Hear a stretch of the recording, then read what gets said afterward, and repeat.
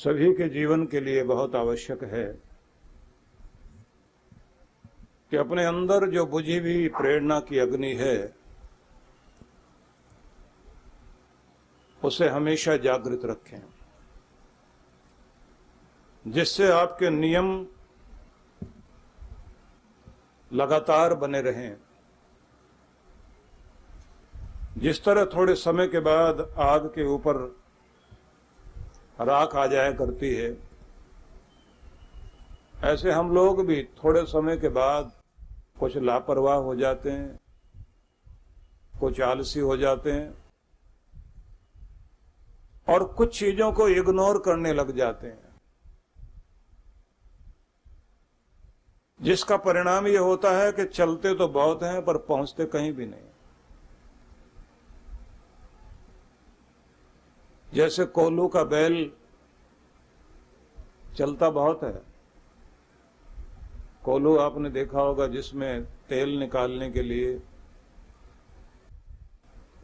बैलों को पहले जोड़ा जाता था, आजकल मशीन मोटर लगा दी जाती है।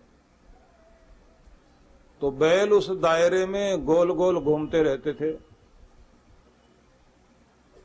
तो चले बहुत है पहुंचे कहीं नहीं। ऐसे कंडक्टर करता है आजकल, सुबह से घर से जाता है लौट के फिर वहीं आ जाता है, चला बहुत है पहुंचा कहीं भी नहीं।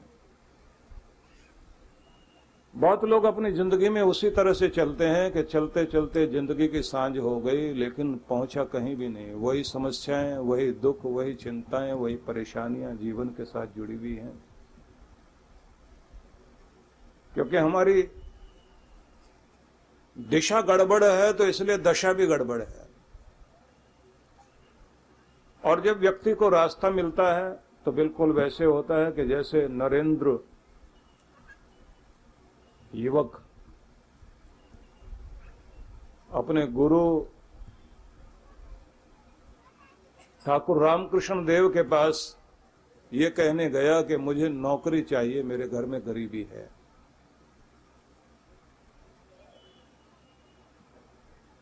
तो उन्होंने कहा कि ऐसा करो कि अंदर काली माई का जो दरबार है सजा हुआ, वहां जाओ और जाकर उनके आगे प्रार्थना करो। तो नरेंद्र 3 बार अंदर गया, लेकिन अंदर जाकर वो बोल ही नहीं पाया कि मां मुझे नौकरी चाहिए। वहां जाते गला सूख जाए। वापिस आकर उसने कहा कि मेरे से मांगा नहीं जा पा रहा। तो ठाकुर रामकृष्ण देव ने सिर पर हाथ रख करके कहा कि बेटा तू दुनिया में नौकरी करने के लिए, किसी का नौकर बनने के लिए नहीं आया, बल्कि जो गुलाम बने हुए हैं उनको भी तू आजाद करने के लिए आया है। इसलिए तू आ, उस मार्ग को पकड़ जिससे तेरा भी उद्धार हो और इस दुनिया का भी भला हो। और वही नरेंद्र आगे चल के स्वामी विवेकानंद के नाम से मशहूर हुआ, गुरु की कृपा हुई। तो आपको ये बताना चाहता हूं मैं कि जब व्यक्ति की श्रद्धा अपने गुरु से जुड़ी हुई होती है, और श्रद्धा भी साधारण नहीं होनी चाहिए, असाधारण श्रद्धा जब होती है तो आपकी जिंदगी में कुछ न कुछ ऐसा जरूर घटता है, क्योंकि आपके अंदर गुरु की आवाज उठती है जो ये कहती है कि ये करना और ये नहीं करना। जो आवाज आपको हर रोज उठा दे कि उठ, परमात्मा का नाम जपने की वेला आ गई है। इस अमृत वेले में अगर सोया रहा तो देवता तेरे द्वार पर आकर इंतजार कर रहे हैं, तुझे आशीर्वाद देने के लिए आए हैं। उठो जागो और परमात्मा का अभिषेक करो, उसका वंदन करो।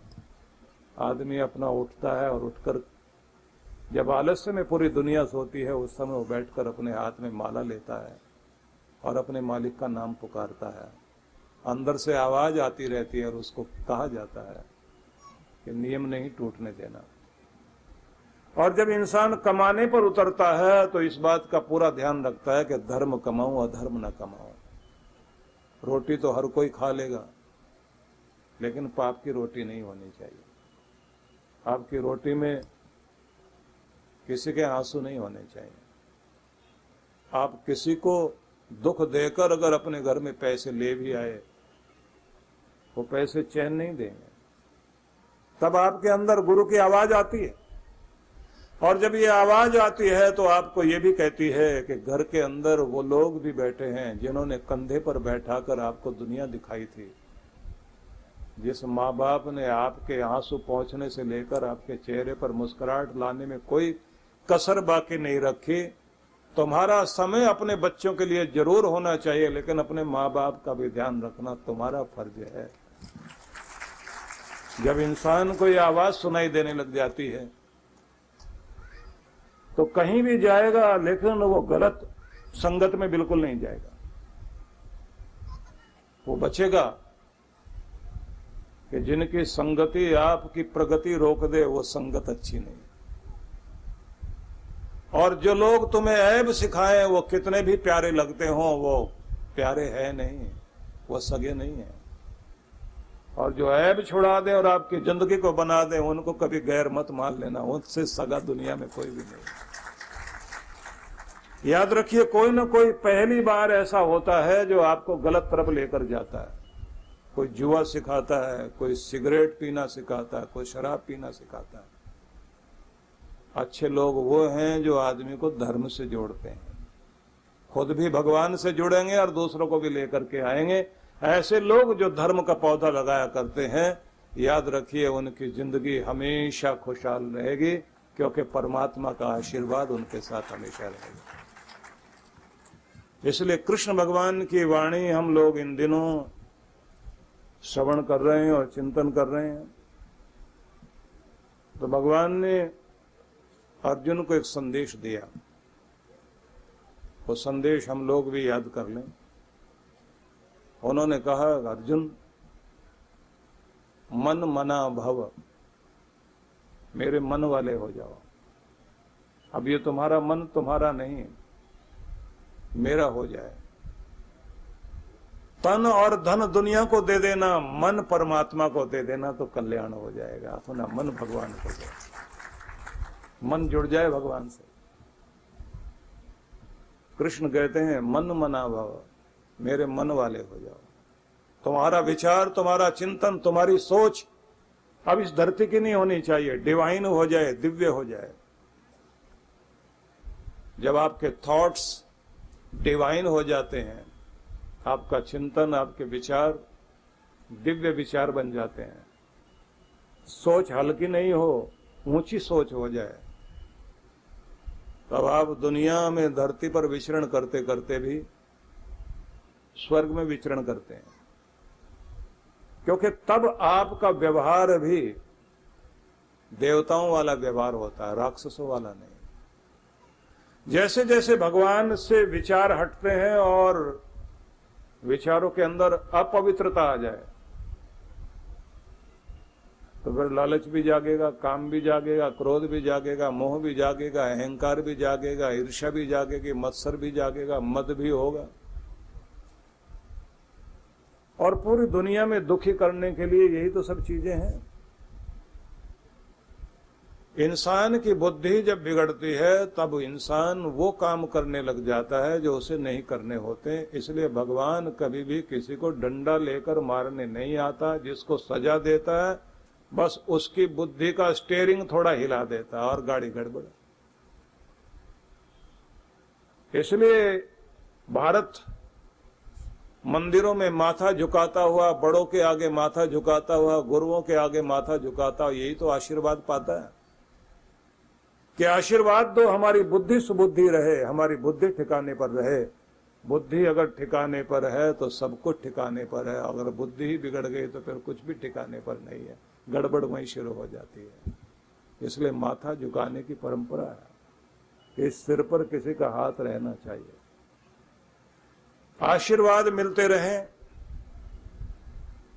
मन ठीक, विचार ठीक, सोच ठीक। आपका मन जब ठीक होता है तो आपकी जिंदगी ठीक होती है। जब जिंदगी में कोई गड़बड़ आती है तो पहले मन बिगड़ता है, बुद्धि बिगड़ती है, सोच बिगड़ती है। और एक बात ध्यान रखना, बुद्धि बिगड़ने का मतलब है कि आपके निर्णय करने की, डिसीजन लेने की पावर जो है वो गड़बड़ कर जाती है। दुर्योधन ने यही तो कहा था जब उसको समझाया गया कि तुम्हें अच्छे बुरे का ज्ञान नहीं है क्या? क्या करना है क्या नहीं करना इसकी समझ नहीं है? किस रास्ते पर चल पड़े हो? धर्म का मार्ग समझ नहीं आता।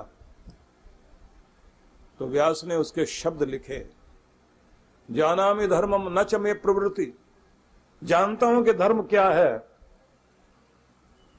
पर मेरी रुचि नहीं है उसमें। जानामि अधर्मम न च मे निवृत्ति, बुराई को भी जानता हूं लेकिन मन वहां से हटता नहीं। दुर्योधन कह रहा है, केनापि देवेन हृदय स्थितेन यथा नियुक्तोस्मि तथा करोमि। कुछ है मेरे अंदर बैठा हुआ जो मुझे जिधर प्रेरित करता है, जिधर जोड़ता है, उधर चला जाता हूं। इसलिए मेरी मर्जी चलेगी, मैं किसी की सुनने वाला नहीं। इधर आप हरियाणा और पंजाब में जाएं तो गाड़ी के पीछे लिखा हुआ होता है, या तो ऐसे ही चलेगी, गाड़ी के पीछे लिखा होता ना। और कुछ लोग लिखते हैं हम नहीं सुधरेंगे, गाड़ी के पीछे लिखा होता है। तो कुछ ने तो गाड़ी के पीछे लिख रखा है और कुछ ने माथे पे लिख रखा है कि सुधार लो जितना सुधारना चाहते, हम नहीं बदलने वाले, जैसे हैं वैसे ही रहेंगे। ये दुर्योधन वाला भाव है, हम नहीं बदलने वाले। और एक विज्ञापन आता था, वो बल्ब वाला विज्ञापन, सारे घर के बदल डालूंगा। टीवी पे देखते थे ना आप लोग। कुछ लोग ठेका लिए हुए होते हैं, सबको बदल लेने का ठेका लेके बैठते हैं। अभी बदलूंगा, अभी बताऊंगा, अभी भाषण करूंगा, अभी ये बता दूंगा। ना तो किसी के भाषण से कोई सुधरता। दुर्योधन को भी समझाने वाले बहुत थे। जिस दिन अंदर से समझ आ जाए आदमी को, उस दिन उसकी जिंदगी बदल जाया करती है। इसलिए जब सुनते हो ना आप, तो सुनने के बाद एक काम जरूर किया करो, अकेले बैठ करके थोड़ी देर चिंतन मनन करो। जब आप खुद चिंतन करने लगते हैं तो बस बदलाव वहां से शुरू होता है। बाहर से हथौड़ा मार करके किसी ताले को तोड़ने की कोशिश करोगे, ताला खुलेगा नहीं, टूट जाएगा। और चाबी लेकर के जाइए तो चाबी कोई मार नहीं मारती, ताले के हृदय को छूती है और ताला खुल जाता है। जिस दिन आपके विचार आपके हृदय को छू लें, बस उस दिन जिंदगी आपकी ताले की तरह खुल जाएगी, उस दिन आप ठीक हो जाएंगे। समस्या यही है, जबरदस्ती हम लोगों को बदलवाने की कोशिश हो रही है। माँ बाप भी लगे हुए पूरी ताकत से सुधर जाए बेटा। माँ बाप सोचते हैं जो मैंने सपना देखा है बच्चे वो बन जाएं, और बच्चे वो बनते ही नहीं, क्योंकि वो सपना माँ बाप का है, बच्चे का नहीं है। जिस दिन बच्चा सपना देखता है उस दिन वो जरूर बनता है कि ये मैंने बनना है। इसलिए माँ बाप के सपने नहीं पूरे होंगे, सपने बच्चों के पूरे होंगे। उनको सपना देखना सिखाओ, जो उन्हें बनना चाहिए उस बनने में मदद करो कि तुम अपना सपना देखो, हम मददगार बनेंगे। इसलिए आपसे कहना चाहता हूं कि कृष्ण भगवान जब ये कहते हैं ना कि अर्जुन मन मना भाव, मेरे मन वाले हो जाओ, ये अद्भुत वाक्य है। गोविंद कृष्ण तुम्हारे मन में आकर बैठ जाए, तुम्हारा मन दिव्य मन हो जाए, बस फिर और कुछ बदलने की जरूरत नहीं है। जब मन ही बदल गया तो दुनिया बदल गई। एक अमेरिकन लेखक ने एक पुस्तक लिखी थी कि आपकी जिंदगी 1 मिनट में बदल सकती है। तो यात्रा के दौरान जब मैं उसे पढ़ रहा था तो उसने आगे लिखा कि 1 मिनट में तो बदल जाएगी जिंदगी, लेकिन 1 मिनट का मतलब क्या है? जब आपका मन बदलेगा उसी पल आपकी जिंदगी बदलेगी। इसलिए आपकी 1 मिनट में जिंदगी बदल सकती है, पर पहले मन तो बदले। तो इसलिए उनके विचारों को सुनो, जो विचार हृदय को भी छुए और मस्तिष्क मतलब लॉजिक भी हो, जिसमें धर्म भी हो और विज्ञान भी हो। दोनों के समन्वय की बड़ी आवश्यकता है। आइंस्टाइन ने यह कहा था, दुनिया का महान वैज्ञानिक था, उसने कहा था कि धर्म को विज्ञान की जरूरत है और विज्ञान को धर्म की जरूरत है, तब दुनिया का भला होगा। नहीं तो ये विज्ञान विनाश के साधन भी पैदा कर सकता है और अगर धर्म में विज्ञान नहीं गया तो अंधश्रद्धा न जाने कहां किस गड्ढे में ले जाए। मेल होना जरूरी है, बुद्धि हृदय का मेल, धर्म और विज्ञान का मेल। तो जब आपकी सोच सही होती है तो जिंदगी आपकी बदलती है। इसलिए अच्छी सोच हो सके, इसके लिए मैं एक निवेदन करना चाहता हूं आप सबके लिए। आप हर दिन जब सुबह उठते हैं तो अपने आप को पवित्र करने की कोशिश करते हैं।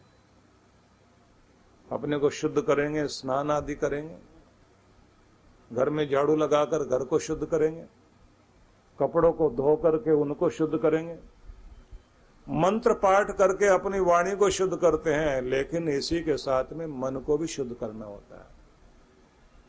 मन जो है, मनु महाराज ने लिखा ना, अद्भिर गात्राणि शुद्ध्यन्ति मनः सत्येन शुद्ध्यति। सत्य का संग करना और सत्य विचारों का संग करने से आपके मन की शुद्धि होती है। कई बार ऐसा होता है कि आपका दिमाग काम नहीं करता, समझ ही नहीं आती करूं तो क्या करूं, क्योंकि मन डावाडोल होता है। क्यों होता है? जब आपका माथा गर्म हो जाता है, दिमाग गर्म हो जाता है, अंदर गुस्सा पहुंच जाता है, जब तनाव अधिक हो जाता है, अशांति अधिक बढ़ जाती है, जब स्ट्रेस ज्यादा हो जाता है, उस स्ट्रेस में, ताप में, दबाव में, प्रेशर में और गुस्से में अक्ल साथ छोड़ जाएगी, तब बुद्धि काम नहीं करती। और अक्ल तब काम करती है जब आपका मस्तिष्क शांत हो, तब आप देखना बुद्धि काम करेगी। और उससे भी ज्यादा कमाल तब होता है जब आपकी बुद्धि ऊपर वाले से जुड़ी होती है, शांत मस्तिष्क, और आप मूड में हो, तरंग में हो, भाव में हो। अब वो भाव कैसा भी हो सकता है। जैसे कोई व्यक्ति बिजनेस में सफलता प्राप्त कर रहा है, अब वो रात दिन सपने देखता है, अभी मैंने ये काम किया, अब दूसरा भी सोच रहा हूं, कुछ और नया सोचता हूं, नया आइडिया लेके बैठता हूं। वो अपनी धुन में अकेला बैठे बैठे कुछ नया नया सोचता जाता है, खुश होता जाता है, भगवान को भी थैंक्स करता जाता है, तेरी कृपा बहुत है भगवान, तू बहुत मेहरबानी कर रहा है। और अचानक उसको बैठे बैठे कुछ फिर नया आइडिया आता है। दिमाग शांत है, तरंग में है, भाव में है, वो नई नई चीजें लेकर आएगा। पूरे शहर में उस आदमी के पास नई चीजें होंगी और दूसरे उसकी नकल करेंगे। और जब जब उसके अंदर का डर खत्म होगा और आनंद के साथ में वो तरंग में रहेगा, नए आइडियाज आते रहेंगे और आगे बढ़ता जाएगा। और अचानक कोई आदमी मिल गया उसे ये कहने के लिए, भैया बहुत आगे बढ़ गए हो, चोट खा सकते हो, गड़बड़ हो सकती है, फलाने फलाने आदमी का इतना बढ़िया बिजनेस था, बेड़ा गर्क हो गया इसका, कहां जमीन पर पहुंच गया है, इतनी गाड़ियां होती थी, आजकल जो है रिक्शा में बैठ के घूमता है। अब ऐसी बातें सुनने के बाद में उसके अंदर शंका पैदा होती है। इसको कहते हैं नेगेटिविटी, नकारात्मकता। अब थोड़े देर के बाद वो भी सोचने लग जाता है कि ये काम तो मैं कर रहा हूं, पता नहीं सफल होता हूं या नहीं होता हूं। डाउट क्रिएट हो गया।